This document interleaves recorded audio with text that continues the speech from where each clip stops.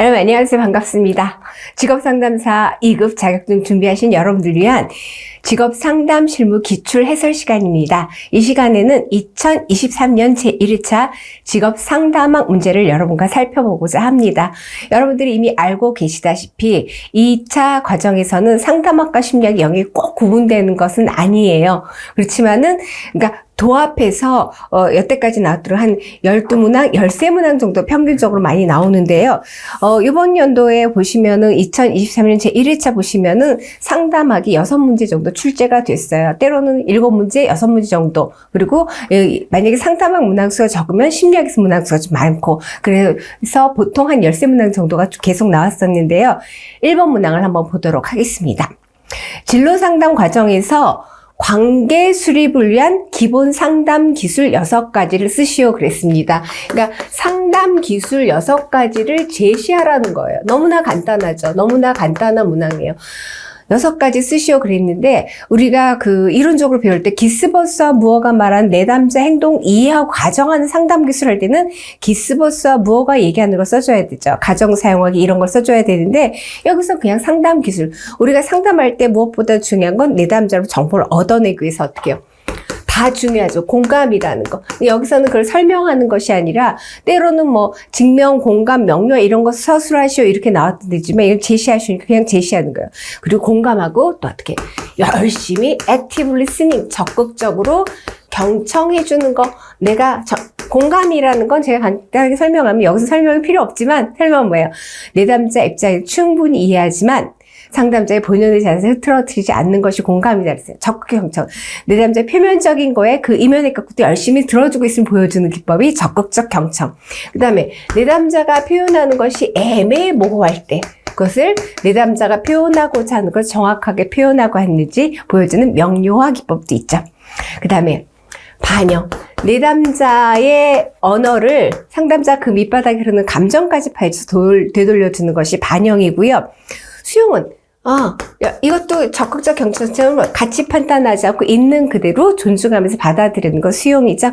그 다음에 재진술 혹은 또 요약과 재진술. 요약하면서 재진술하는 거. 재진술 이러한 기법 등이 있습니다. 물론 해석 같은 것도 있고요. 그래서 기본적인 상담 기술 우리가 상담을 배웠으면 자연스럽게 떠올 수 있는 문항이었습니다. 2번 문항 볼 거예요. 행동주의 직업상담의 상담 기법은 크게 불안을 감소하는 기법, 그리고 학습을 촉진하는 기법. 그러니까 우리가 행동주의 상담에서는 행동주의 상담 기법은 분류할 때 상담 기법을 크게 분류하면은 바람직한 행동을 촉진하는 것, 그래서 학습을 촉진하는 기법. 그 다음에 부적응 행동을 약화시키는 것. 다시 말하면 이렇게 불안을 감소시키는 기법.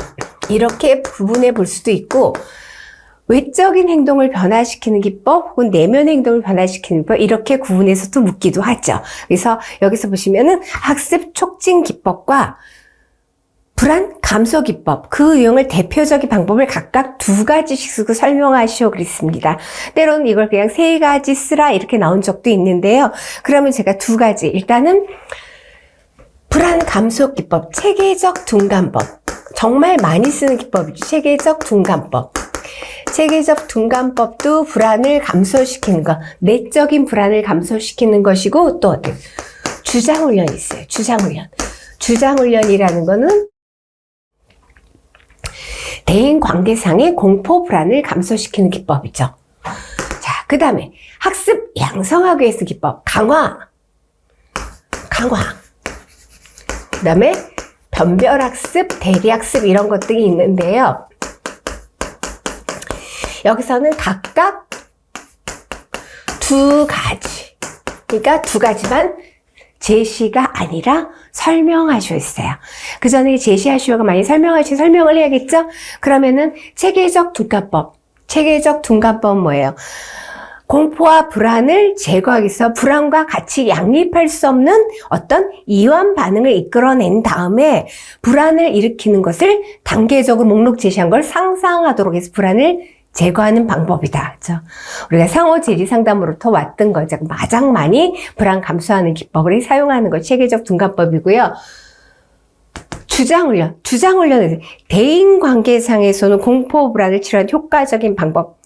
내담자는 불안 외에 다른 어떤 감정을 표현해서 불안을 제거하도록 한 상담 기법이다. 이렇게 쓰시면 돼요. 그래서 이거 보면 체계적 둔감법의 핵심은 불안과 양립할 수 없는 것을 갖고 불안을 제재한다라는 거. 그래서 우리 근육이완 훈련하고 그다음에 불안 위계 목록 작성한 다음에 편안한 상태에서 단계적으로 불안을 상상하도록 하는 방법인 거 아시죠? 주장훈련. 그리고 강화라는 것만 잘했어? 또 그렇게 하자. 그러죠? 그러니까 강화 이렇게 써놨어요. 원하는 행동의 반응을 증진시키고자 하는 것이 강화죠? 그래서 정적 강화, 부적 강화가 있다. 간단하게. 그러니까 강화에 대해서 깊게 생각하고 쓰는 것이 아니라 그냥 제시하는 거죠. 또 변별학습 이런 거 있죠. 물론 모델링도 있어요. 근데 두 가지씩만 설명할 거예요. 변별학습. 자극을 구별하도록 하는 거죠. 한 가지 이상의 차이를 인식해서 분류하도록 하는 것. 그것이 변별학습입니다. 그래서 검사 도구를 사용해서 직업 선택이나 직업 결정력을 변별하고 비교해 볼 수 있도록 하는 것. 자극을 구별할 수 있도록 하는 것. 그러면서 학습을 촉진하는 것. 변별학습까지 살펴봤습니다. 그래서 2번 문항 살펴봤고요. 3번 문항을 보도록 할게요. 3번 문항은 집단 상담에 관해서 묻고 있습니다. 집단 상담. 집단 상담에서 우리가 개인 상담에 장단점이 있듯이 집단 상담에서도 당연히 장점과 단점이 공존을 하겠죠. 세상에 다 나쁜 건 없잖아요. 장점과 단점이 있는데 여기서는 장점을 조금 많이 묻고 있어요. 장점. 집단 상담의 장점 뭐예요? 일단 집단 상담이라는 것은 꼭 한 명이 아니라 한두 명의 집단 상담자가 여러 명의 집단 구성원과 어떤 목표 달성을 하기는 촉진하는 행동이 집단 상담이죠. 그러면 장점은 어떻게 해요? 한 명이 혹은 두 명이 하니까 굉장히 경제성이 있다는 거, 장점. 그래서 여기 장점만 물어보니까 장점만 설명을 하려고 해요. 경제적이다. 경제성. 경제성이 있고, 실용성이 있고, 실용성, 효율적이죠. 실용성이 있고, 효율적이다. 이게 경제성이 있다라는 거, 경제성이 있다라는 건 제가 시간적인 면에서도 에너지 측면에서 경제적이고 실제적으로 적용하는 데 효용성이 있고요. 그 다음에 우리가 중요한 게 뭐냐? 쉽게 받아들이기가 어떻다? 용이하다. 누가? 내담자 입장에서 집단의 구성원 입장에서 상담은 문제로부터 시작을 하는데 개인 상담일 때 상담자와 만날 때 좀 불편함, 그다음에 나만 이렇게 문제가 있나 이런 것들 갖다 여러 명 나랑 비슷한 문제를 가진 사람이 많이 있구나 이렇게 해서 받아들이기가 좀 쉽다라는 거 있죠. 중요한 게 상호 교류 능력. 저는 이게 엄청 중요하다고 생각을 해요. 상호 교류 능력. 그러니까 집단 상담은 상담자 혼자만 내담자와 교류하는 것이 아니라 집단의 구성원들이 서로 원활한 교류를 할 수 있는 것. 그럼으로써 현실적이고 실제 생활에 근접한 사회 장면을 제공받을 수 있다는 것도 중요한 장점이 되겠습니다. 그래서 보통 5가지를 많이 제시했는데 요번에 6가지를 제시하라고 그랬을 때 여러 가지가 또 있지만 이걸 하나 꼽았어요. 우리가 직업 집단 상담에서는 직업 성숙도가 높은 사람, 낮은 사람. 직업 성숙도가 잘 발달되어 있을 때 상담이 용이한데 여기서는 직업 성숙도가 낮은 사람에게도 적용이 용이한 것이 집단 상담이다. 그래서 6가지 장점을 정리해 봤습니다. 단점 살짝 보면 어떤 게 단점이에요? 좀 부담이 될 수도 있어요. 집단 상담에서 이 집단의 압력이 내게 오게 되면은 그것이 원활한 교류를 해야 하지만 개인의 개성이 상실될 수 있다는 거. 그리고 모두에게 적합한 방법이 아니고 수준별로 맞추기도 힘들고 비밀 보장이 조금 어렵다는 이런 단점도 있는 것이 집단 상담입니다. 그래서 3번 문항 집단 상담의 장점 6가지를 살펴보았습니다. 4번 문항 볼 거예요. 로저스의 인간주의 상담의 기본 바탕인 철학적 가정을 5가지 쓰시오 그랬습니다. 이런 거 할 때 사실 여러분들이 좀 혼란스러울 수 있는 문항이에요. 모국하면은 쉬운데, 그러니까 이런 게 접했을 때 우리 이찬 항상 연습을 하고 가지만은 기본적으로 로저스 하면 이걸 지우고 칼 로저스의 인간관, 인간 중심 상담에서는 뭐예요? 선이잖아요, 선. 굿. 자아 실현. 완전히 기능한 사람. 이것이 이제 인간관이죠. 자아 실현할 수 있다라는 거. 그렇기 때문에 이 기본 바탕이 된 철학적 가정 뭐냐? 인간은 잘할 수 있다라는 거예요. 잘할 수 있어요. 자기 나름대로의 독특한 특성을 갖고 자기의 가진 소질 경향성을 잘 펼칠 수 있는 선천적 경향성을 타고나고 그럴 의지도 있다라는 거예요. 그걸 풀어놓은 거예요. 그래서 보시면은 인간은 가치를 지닌 독특하고 나만의 유일한 존재이다. 다 다르다는 거죠. 자아 실현한다는 건 각각이 다 다르다. 로저스는 인간뿐만 아니라 모든 유기체는 실현화 경향성을 갖고 있다고 했죠. 그러면서 지금 현재 나의 삶을 갖다 잘 충실하게 느끼면서 살아가는 사람, 이런 사람이 자아 실현인이에요. 그렇기 때문에 인간은 독특하고 유일한 존재이다.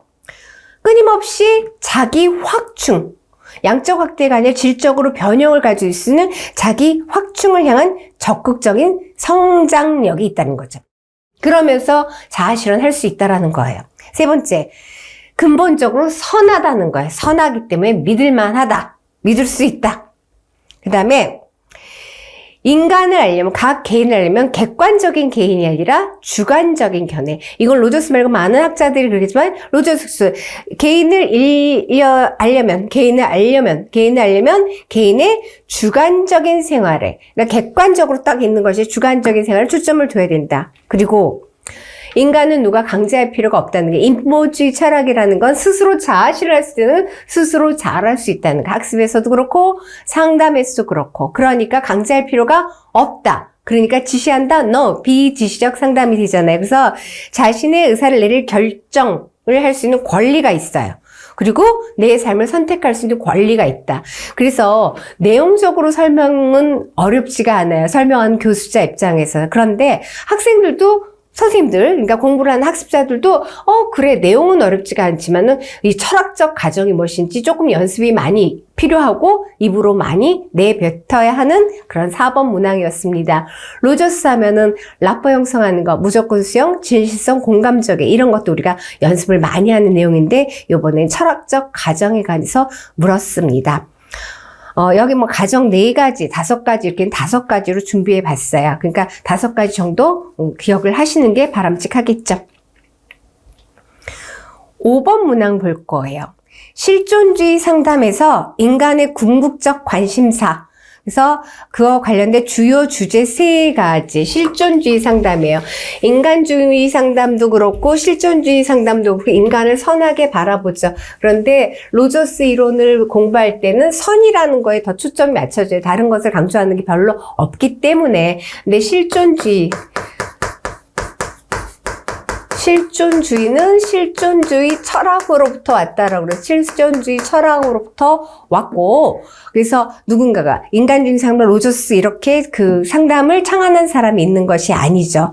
그래서 얄롬이나 뭐 프랭클 빈스반거 이런 학자들이 이런 상담 기법을 활용을 하게 되는데, 여기서는 이제 문제가 되는 것은 인간은 어떤 삶의 의미라든가 어떤 불안 때문에 고통받고 있다. 그런데 구체적으로 상담 기법이 없는 것이 실존주의 상담 비판점입니다. 그런데 여기서는 주요 주제라고 써요. 실존주의에 생각하는 주제 몇 가지, 3가지인데 제가 4가지고요. 실존주의는 첫 번째, 앞서서 로저스 그 얘기했을 철학적 가정에서 인간은 근본적으로 선하고 이성적으로 믿을 수 있다. 그래서 자기 문제를 선택하고 해결할 수 있다라는 거죠. 그런 철학적 견해를 같이 갖고 있어요. 실존주의는 인간은 이 땅에 툭 내던져진 존재이다. 수축된 현존이라죠.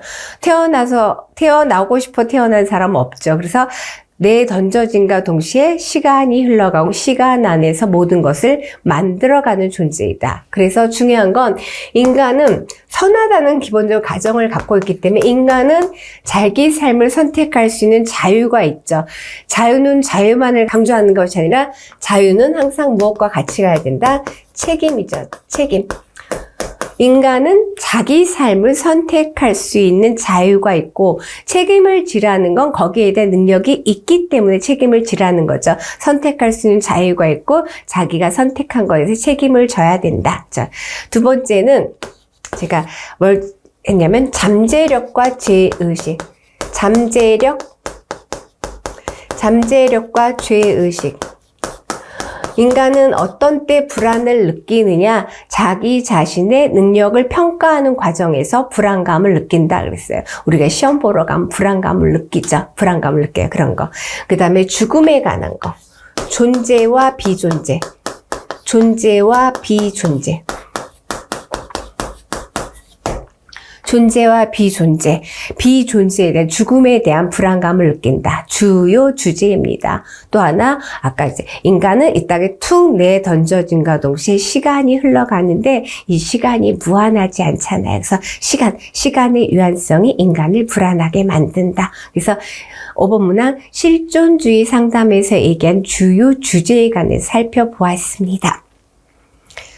6번 문항 보도록 할게요. 6번을 보면은 상담 목표 설정 시 유의사항, 목표 설정 시. 상담 목표 설정 시 유의사항인데 우리가 그 이론을 학습할 때 유의사항, 유의점. 네 가지를 많이 배웠어요. 네 가지를 많이 배웠는데 지금 문제에서는 5가지를 쓰라고 했어요.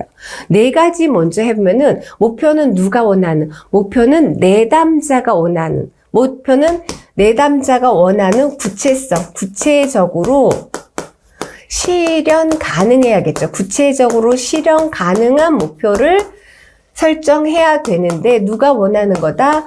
내담자가 원하는 구체적으로 실현 가능한 것이에요. 그런데 이것이 상담 기술과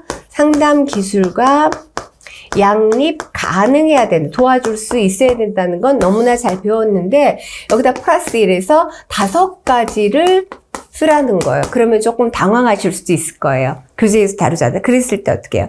이걸 생각을 해보면 되죠. 목표는 상담 목표 설정할 때 내담자는 합리적인 목표를 설정하고 올 수도 있지만 내담자 스스로 목표 설정을 합리적으로 못할 수도 있어요. 목표는 내담자가 원하는 거, 내담자의 가치에 맞아야 된다는 거예요. 그런데 뭐 그렇게 하나 늘릴 수도 있지만 좀 비슷하니까 뭐냐면 내담자가 원하고 바라는 것인데 누가 설정해요? 목표는 내담자가 원한다, 내담자 혼자 설정하는 것이 아니죠. 그렇다고 내담자가 비합리적으로 설정하니까 상담자 혼자 설정하는 것도 안 되죠. 목표는 내담자, 상담자가 함께 설정해야 된다. 이것도 유의점이에요. 이렇게 5가지. 그래서 목표는 내담자가 원하고 바라는 구체적으로 실현 가능한, 상담의 기술을 양립 가능해야 되는데 누가 함께 설정해야 된다. 그래서 상담 목표 설정 유의점 5가지까지 살펴봤습니다. 이 시간에는 2023년 제1회차 직업상담학 6문제 살펴보았습니다. 고맙습니다.